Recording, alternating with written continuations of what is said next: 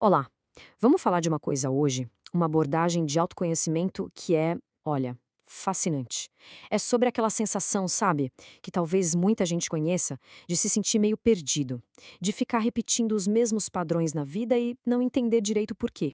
Sabe aquela impressão de que a gente está andando em círculos?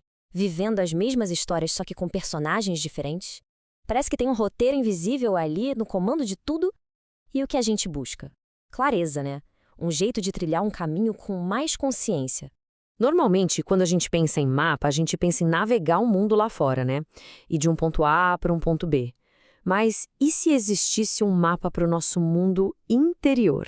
Um mapa das nossas próprias paisagens internas. Um que ajudasse a gente a entender nossos picos, nossos vales, a nossa geografia pessoal.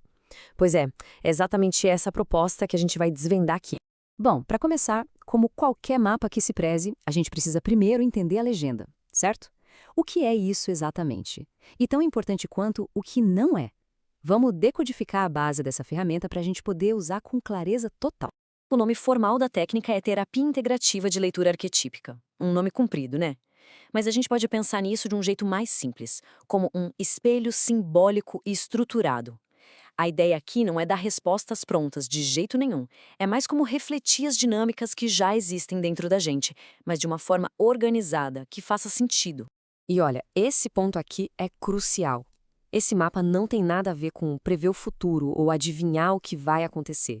Isso só ia criar passividade. Pelo contrário, o foco é totalmente na orientação.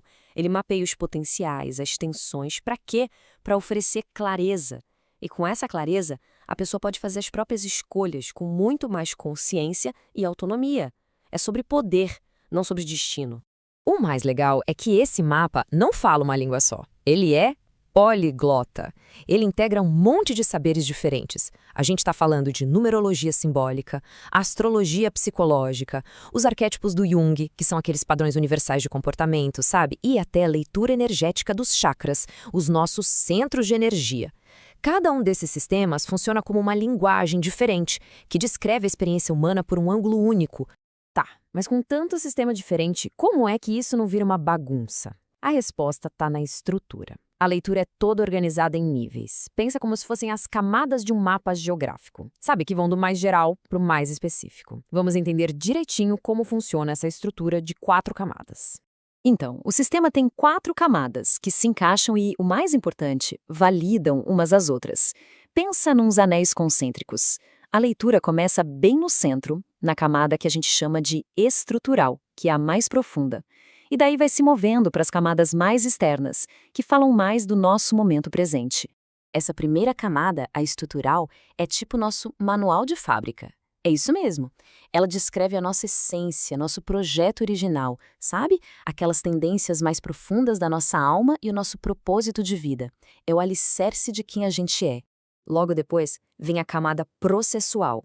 Essa já é um diagnóstico do agora, do momento presente.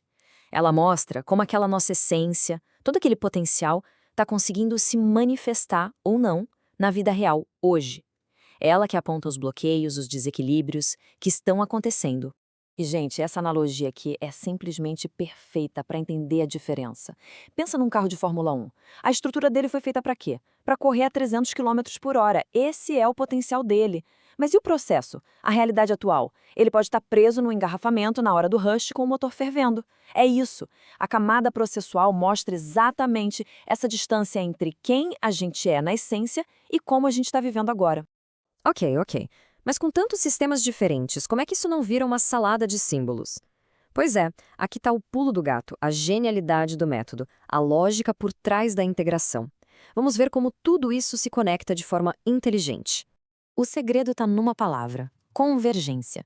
Imagina que você está numa floresta e várias trilhas diferentes, de lugares diferentes, apontam para a mesma montanha lá no horizonte. A direção fica óbvia, né? O método usa essa mesmíssima lógica. Quando um tema se repete em várias linguagens simbólicas diferentes, pronto, ali tem um foco, um eixo central da experiência da pessoa. Olha só esse exemplo para deixar tudo mais claro. Digamos que a numerologia de uma pessoa aponte para uma tendência à introspecção. Aí, ao mesmo tempo, a astrologia mostra uma empatia emocional super alta. A convergência dessas duas informações leva a um diagnóstico muito claro. Existe um padrão de sensibilidade que precisa de ancoramento, de pé no chão, para não virar isolamento. É um foco de laser, sabe? Em vez de um monte de informação solta. Beleza, a teoria do mapa tá entendida. Mas e aí? Como é que essas percepções todas se transformam em algo prático? Algo que dá para aplicar no dia a dia? Porque vamos combinar, autoconhecimento sem ação pode acabar virando só mais uma forma de estagnação, né? E aqui está um exemplo de como fica um mapa desses finalizado. Olha que interessante. Ele organiza todas aquelas informações complexas, a essência da pessoa, os desafios, o foco energético, as ferramentas, num guia visual que faz todo o sentido. Ele basicamente traduz aquilo que antes era só uma sensação confusa, sabe? E bota no papel. E um dos conceitos mais poderosos que o método usa vem lá do Carl Jung, a ideia de luz e sombra. A gente tende a pensar na sombra como um defeito, algo que a gente tem que eliminar, né? Mas a visão aqui é completamente diferente, é transformadora. A sombra é só energia não integrada. Então o trabalho não é lutar contra essa força ou eliminar ela, é reposicionar essa energia para que ela trabalhe a nosso favor.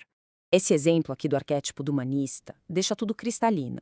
Na sua expressão de luz, o que ele é: compaixão, empatia, serviço ao outro. Agora, na sombra, essa mesma energia se manifesta como o quê? Autossacrifício sem limites, aquela dificuldade enorme de dizer não. Percebe? É a mesma energia, só que operando de um jeito desequilibrado. O trabalho, então, é transformar essa força em cuidado, mas com limites saudáveis. E como é que se faz isso na prática? As práticas que são sugeridas são de propósito bem simples, para a gente conseguir ancorar essas percepções do mapa no corpo, no dia a dia. Pode ser uma meditação mais focada, um exercício de enraizamento para sentir o pé no chão, ou até o uso consciente de cristais, mas não como solução mágica, e sim como âncoras simbólicas. O foco de tudo é a qualidade da presença que a gente coloca nisso. Bom, e com isso a gente chega na nossa parte final, que é o que amarra todo o propósito dessa jornada, fortalecer a autonomia e a responsabilidade que cada um tem sobre a própria vida. Então, no fim das contas, o objetivo é esse: dar nome àqueles conflitos que a gente sente, mas não consegue explicar direito. É oferecer uma linguagem para aquilo que é difícil de botar em palavras. E a partir daí, o que acontece? A gente amplia a nossa responsabilidade pessoal e a capacidade de fazer escolhas com consciência, sair daquela estagnação e ir para a ação. E é importante dizer, o terapeuta aqui é um facilitador, um guia, não um guru que vai dar todas as respostas. E essa frase final, para mim, resume perfeitamente o espírito da coisa toda. É um convite para a gente construir uma ponte entre a sensibilidade e a ação, entre a espiritualidade e a vida cotidiana, entre a nossa profundidade interior e a nossa presença aqui no mundo. Nossa análise de hoje termina por aqui, mas a gente sabe que a jornada do autoconhecimento, essa continua. E a pergunta que fica para a gente refletir é: com um mapa desses em mãos, um mapa que revela os nossos padrões, nossas potências e também nossos desafios, que jornada se torna possível a partir daí?